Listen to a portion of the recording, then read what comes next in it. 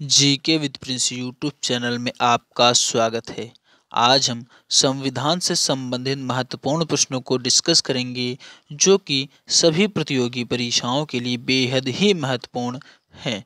तो आज का हमारा पहला प्रश्न है, संविधान सभा में किस रियासत के प्रतिनिधियों ने भाग नहीं लिया? संविधान सभा में किस रियासत के प्रतिनिधियों ने भाग नहीं लिया? तो हैदराबाद के रियासत के प्रतिनिधियों ने संविधान सभा में भाग नहीं लिया था, हैदराबाद के प्रतिनिधियों ने। अगला प्रश्न है, संविधान सभा में कुल कितनी महिला सदस्य थी? संविधान सभा में कुल कितनी महिला सदस्य थी? तो संविधान सभा में टोटल 15 महिला सदस्य थी। संविधान सभा में टोटल महिला सदस्य जो थी उनकी संख्या थी 15। अगला प्रश्न है हमारा, संविधान सभा में देशी रियासतों के कितने प्रतिनिधि थे? संविधान सभा में देशी रियासतों के कितने प्रतिनिधि थे? तो 70 थे। संविधान सभा में देशी रियासतों के जो प्रतिनिधि थे वह थे 70 प्रतिनिधि थे संविधान सभा में देशी रियासतों के।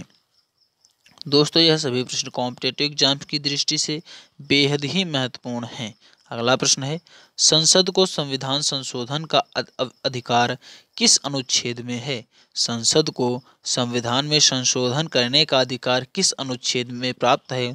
तो अनुच्छेद 368 में बताया गया है कि आप संसद में संशोधन कर सकते हैं। तो अनुच्छेद 368 में जो है कहा गया है कि संसद को संविधान संशोधन करने का अधिकार प्राप्त है। यह अनुच्छेद 368 में विवरण सहित बताया गया है। अगला प्रश्न है, संसद द्वारा पारित विधेयक राष्ट्रपति द्वारा स्वीकृति या फिर अस्वीकृति का उल्लेख किस अनुच्छेद में किया गया है? संसद द्वारा पारित विधेयक राष्ट्रपति द्वारा स्वीकृति या फिर अस्वीकृति का उल्लेख किस अनुच्छेद में किया गया है? तो यह अनुच्छेद 111 में किया गया है।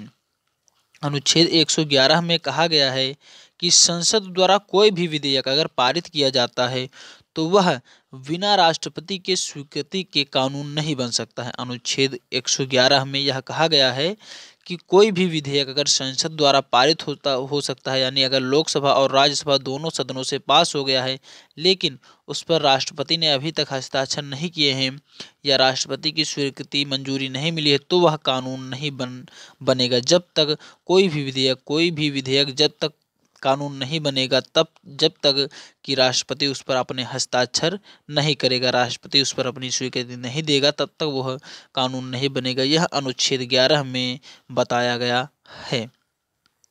अगला प्रश्न है हमारा, संसदीय प्रणाली को कौन सी प्रथा भारत की देन है? संसदीय प्रणाली की कौन सी प्रथा भारत की देन है? तो शून्यकाल जो है यह भारत की देन है। संसद में शून्यकाल को जो है भारत की ओर से लिया गया है। तो शून्यकाल जो है यह भारत की देन है। अगला प्रश्न है, संस्कृति और शिक्षा संबंधी अधिकार का उल्लेख संविधान के किस अनुच्छेद में मिलता है? संस्कृति और शिक्षा संबंधी अधिकार का उल्लेख संविधान के किस अनुच्छेद में मिलता है? तो यह अनुच्छेद 29 से अनुच्छेद 30 तक संविधान में संस्कृति और शिक्षा संबंधी अधिकार का उल्लेख है। संविधान 29 और 30 में इन दोनों अनुच्छेद में संस्कृति और शिक्षा संबंधी अधिकार का विस्तार पूर्वक वर्णन दिया गया है। संविधान अनुच्छेद 29 और अनुच्छेद 30 में।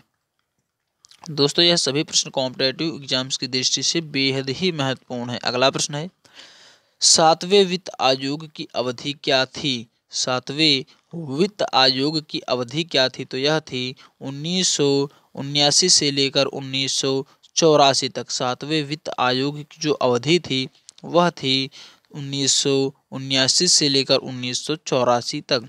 अगला प्रश्न है हमारा, 7वें वित्त आयोग के अध्यक्ष कौन थे? यानी यह जो है अवधि और यह अध्यक्ष।